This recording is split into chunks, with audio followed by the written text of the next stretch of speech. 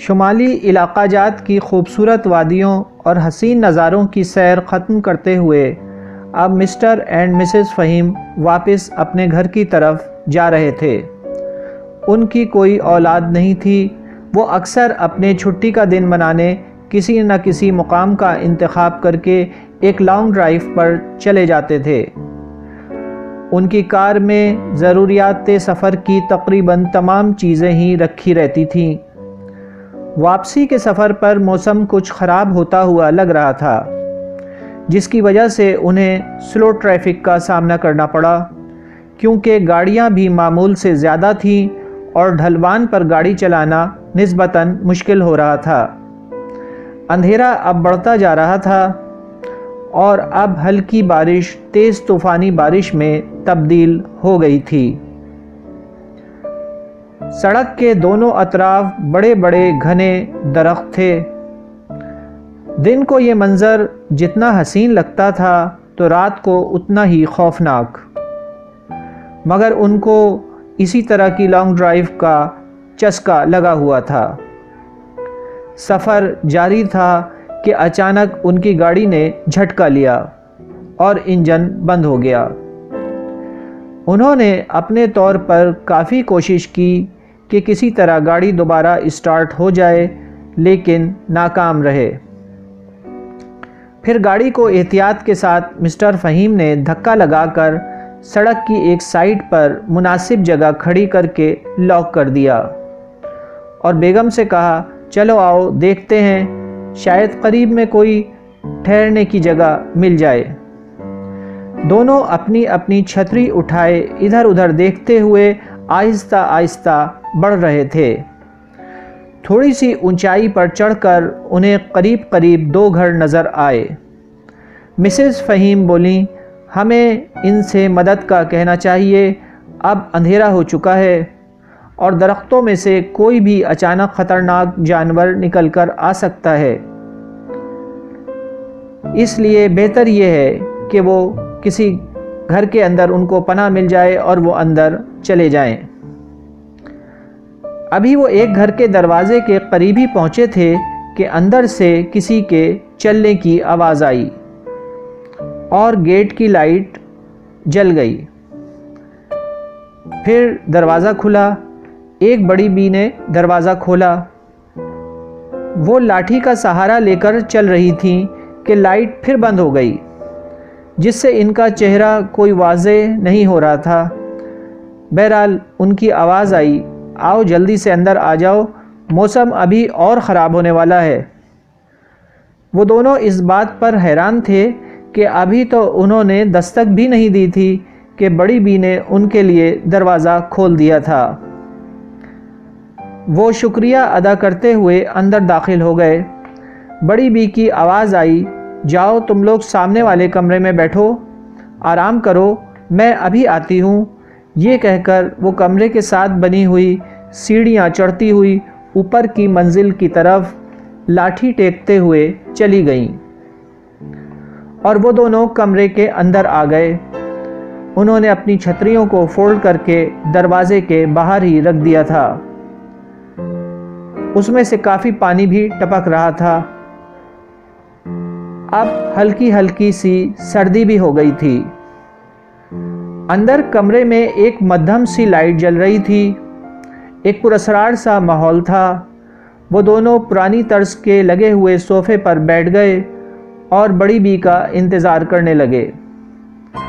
کافی دیر ہو گئی، کوئی بھی نہیں آیا تو مسز فہیم بولیں، پتہ نہیں کیا بات ہے، وہ خاتون ابھی تک آئی نہیں۔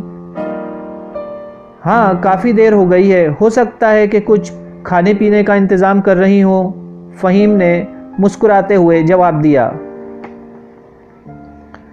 مجھے ذرا ٹوائلٹ جانا ہے اور یہاں کوئی نظر ہی نہیں آ رہا، مسز فہیم نے اب تھوڑا سا بے چین ہو کر کہا۔ ہاں یہاں تو کوئی نظر نہیں آ رہا، ہو سکتا ہے کہ اوپر رہائش ہو۔ بہرحال تم ٹوائلٹ چلی جاؤ، میں یہاں پر ہی بیٹھا ہوا ہوں، کوئی بات نہیں، فہیم نے حوصلہ دیا۔ اور مسز فہیم نظر دوڑاتی ہوئی ٹوائلٹ تک پہنچ گئیں۔ انہوں نے دروازہ کھولا تو اندر لائٹ جل رہی تھی۔ وہ اندر چلی گئیں، جبکہ کمرے میں مسٹر فہیم نے صوفے پر سر ٹکایا ہی تھا کہ انہیں اونگ سی آ گئی۔ آنکھ جب کھلی جب ان کی بیگم انہیں ہاتھ سے جھنجھوڑ رہی تھیں۔ کیا ہوا؟ اٹھو بھائی، کہاں ہیں وہ آنٹی؟ کیا آئی تھیں؟ نہیں، یہاں تو کوئی نہیں آیا، مسٹر فہیم بولے۔ تو پھر یہ میز پر کھانا کون رکھ کر گیا ہے؟ وہ یقیناً آئی ہوں گی، لیکن تمہیں سوتا ہوا دیکھ کر واپس چلی گئی ہوں گی۔ مسز فہیم نے اندازہ لگانے کی کوشش کی۔ ہاں ہو سکتا ہے، لیکن بھائی کمال ہے، تم تو یہاں پر ہی تھیں تو انہوں نے تمہارے متعلق بھی کچھ نہیں پوچھا، نہ آواز دی اور چپ چاپ واپس چلی گئیں۔ یہ کیسے ہو سکتا ہے؟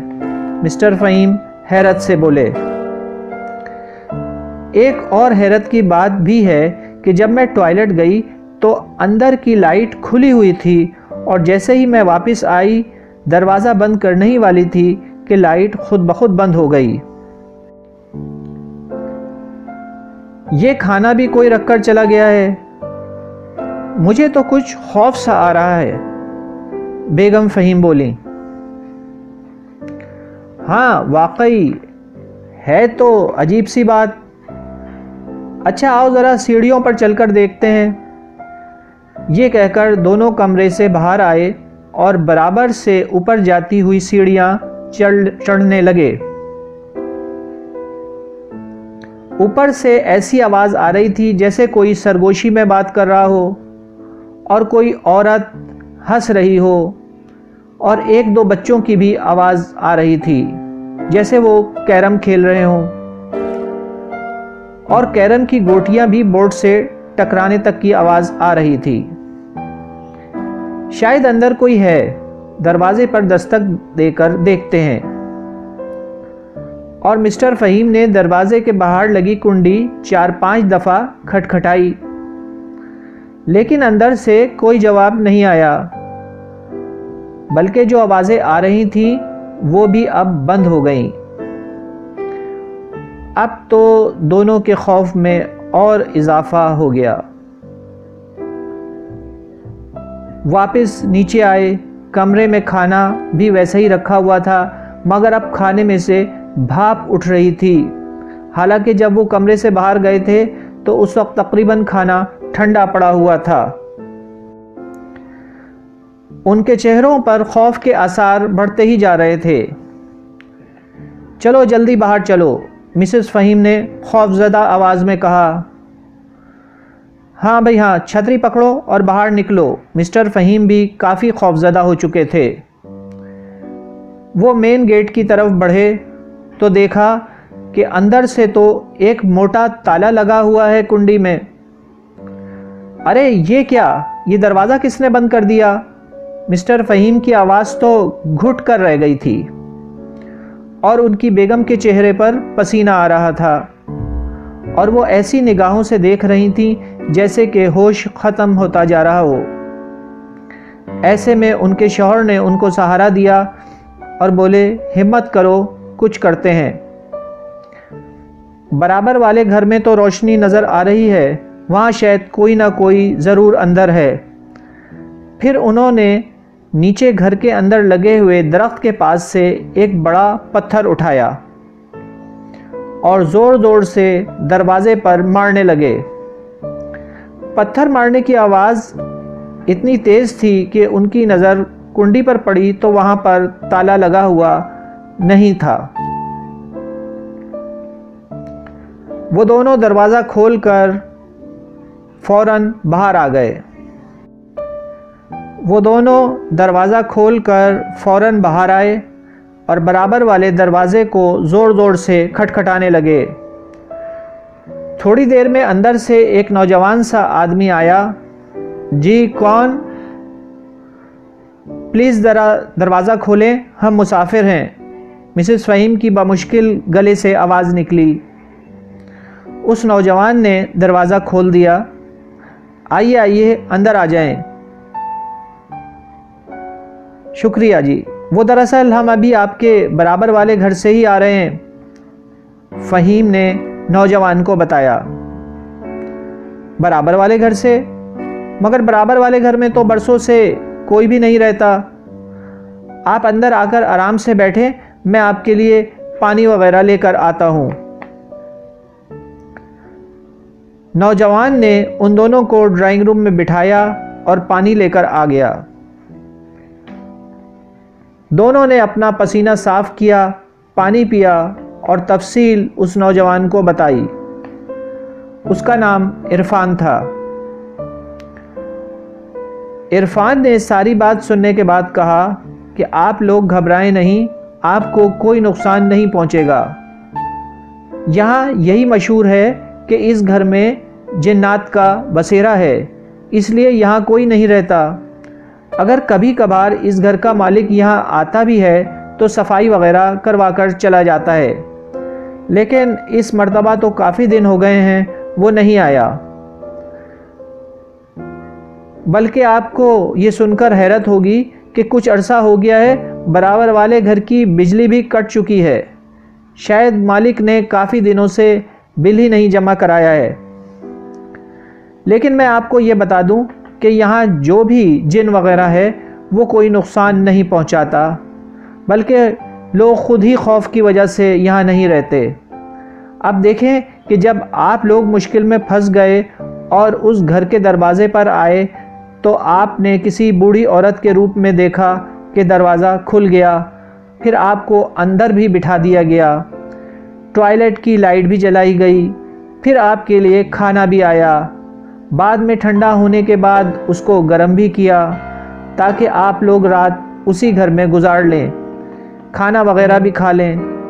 اس نے اپنے طور پر آپ کی خاطر مدارات کی، لیکن آپ لوگ خوف میں مبتلا ہو کر چلے گئے، اس پر تو اس نے آپ کو روکا بھی نہیں، عرفان نے تفصیلاً سمجھایا۔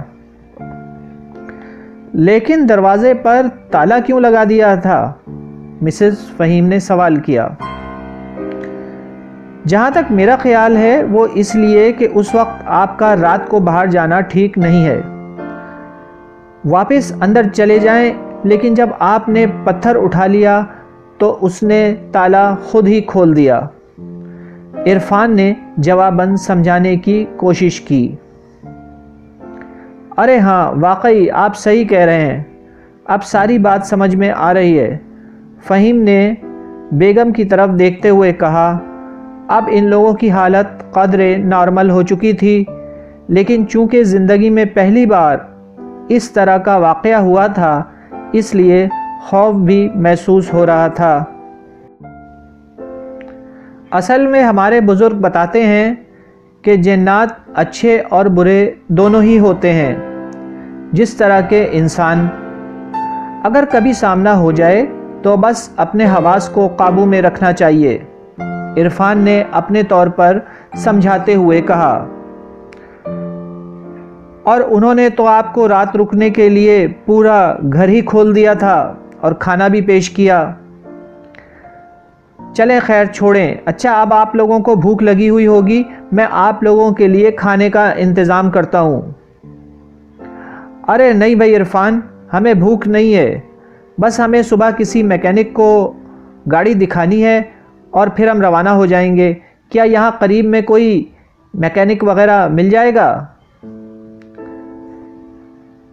مسٹر فہیم نے عرفان سے پوچھا۔